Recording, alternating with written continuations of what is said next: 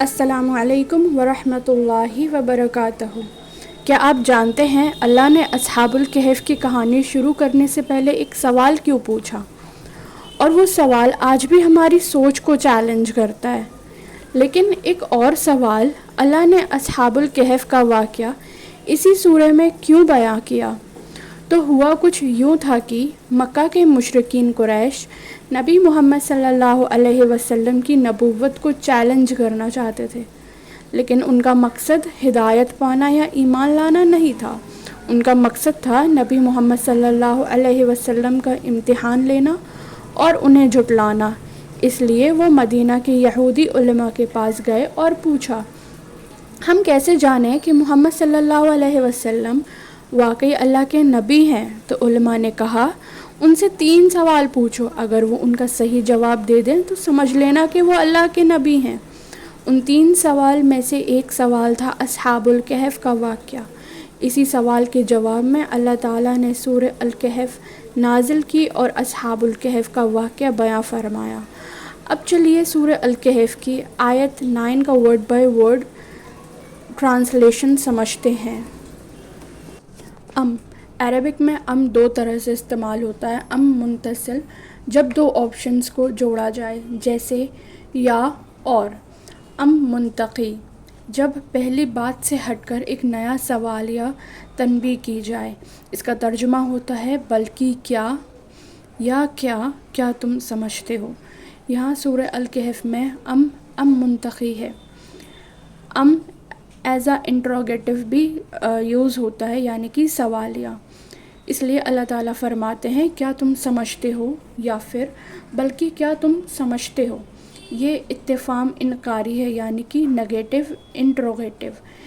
یعنی اللہ سوال کے لیے نہیں پوچھ رہے کہ جواب حاصل کریں، بلکہ ہماری سوچ کو چیلنج کر رہے ہیں، جیسے کہہ رہے ہوں جو تم سمجھ رہے ہو وہ درست نہیں۔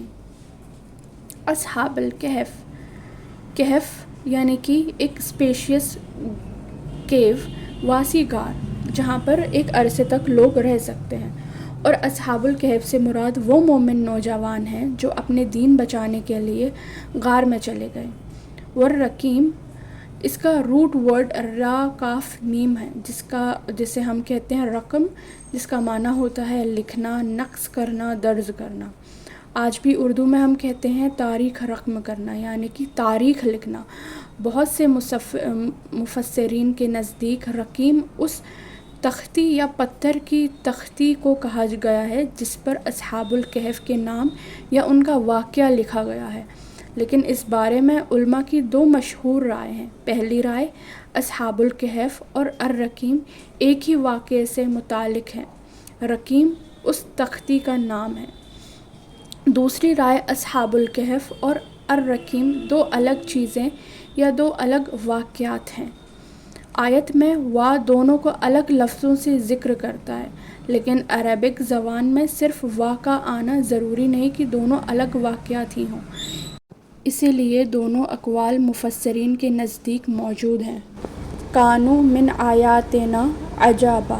اب آتی ہے آیت کا سب سے گہرا حصہ۔ اللہ تعالیٰ فرماتے ہیں کیا تم سمجھتے ہو کہ اصحاب الکہف ہماری نشانیوں میں سب سے زیادہ عجیب تھے؟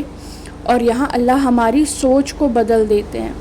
سب لوگ سمجھ رہے تھے کہ صدیوں تک سونا ہی سب سے بڑا معجزہ ہے، لیکن اللہ فرماتے ہیں کیا تم بس اسی کو سب سے عجیب سمجھتے ہو؟ میری قدرت کی نشانیاں تو ہر طرف بکھری ہوئی ہیں۔ آسمان، زمین، تمہاری پیدائش، تمہارا دن اور رات کا نظام، اور موت کے بعد دوبارہ زندہ کیا جانا، یہ سب میری قدرت کی عظیم نشانیاں ہیں۔ اصحاب الکہف کا واقعہ ان میں سے صرف ایک نشانی ہے۔ So the essence of the آیا کا مقصد صرف اصحاب الکہف کا تعارف کروانا نہیں، بلکہ اللہ ہماری نظر کو واسع کر رہے ہیں تاکہ ہم سمجھیں کہ اللہ کی قدرت کسی ایک معجزے تک محدود نہیں۔ اصحاب الکہف کا واقعہ عظیم ضرور ہے، لیکن اللہ کی ہر مخلوق، ہر نظام، ہر سانس، ہر ستارہ اور ہر نشانی اس کی بے پناہ قدرت کی گواہی دیتی ہے۔ اس لیے اللہ کا پہلا سوال صرف اصحاب الکہف کے بارے میں نہیں تھا، وہ سوال ہمارے نظریے کے بارے میں تھا۔ کیا تم سمجھتے ہو کہ بس یہی میری سب سے بڑی نشانی ہے، جبکہ اللہ کی قدرت کی نشانیاں ہر طرف بکھری ہوئی ہیں۔ سبحان اللہ۔